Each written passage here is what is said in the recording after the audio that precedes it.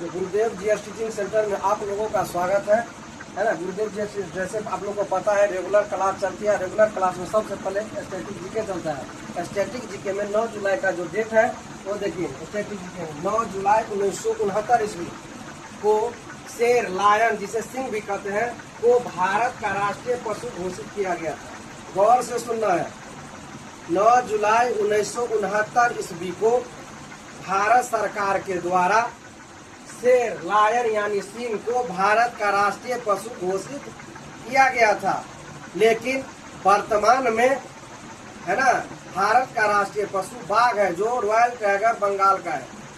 वही देखना है। 9 शेर को राष्ट्रीय पशु घोषित किया गया 9 जुलाई 1969 ईस्वी को, जिसे बाद में 18 नवंबर 1972 ईस्वी को भारत सरकार ने राष्ट्रीय पशु शेर के स्थान पर बाघ, जिसे टाइगर कहते हैं, जो कहलाता है रॉयल बंगाल टाइगर, जो सुंदर वन में पाया जाता है पश्चिम बंगाल में, को घोषित किया गया। तो अब वर्तमान में भारत का राष्ट्रीय पशु बाघ यानी टाइगर है।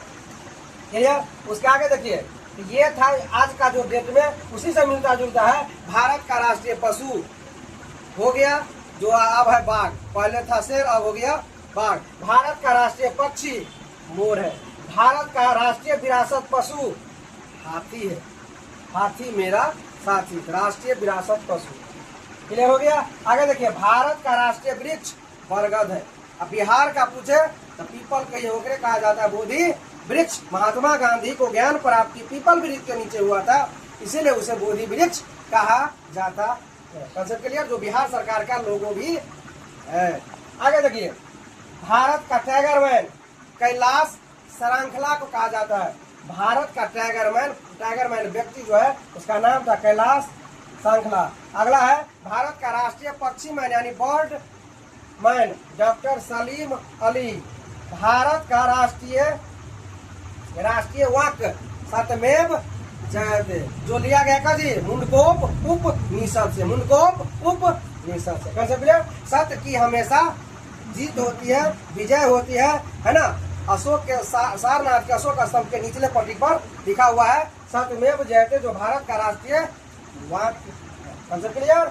आगे देखिए, भारत का राष्ट्रीय लिपि जो देवनागरी है। देवनागरी है। क्लियर। ये था आज का मिलता जुलता स्टैटिक जीके में, जो बहुत ही इंपॉर्टेंट है। एग्जाम में एक आध नंबर आ जाता है स्टैटिक जीके में विविध के रूप में।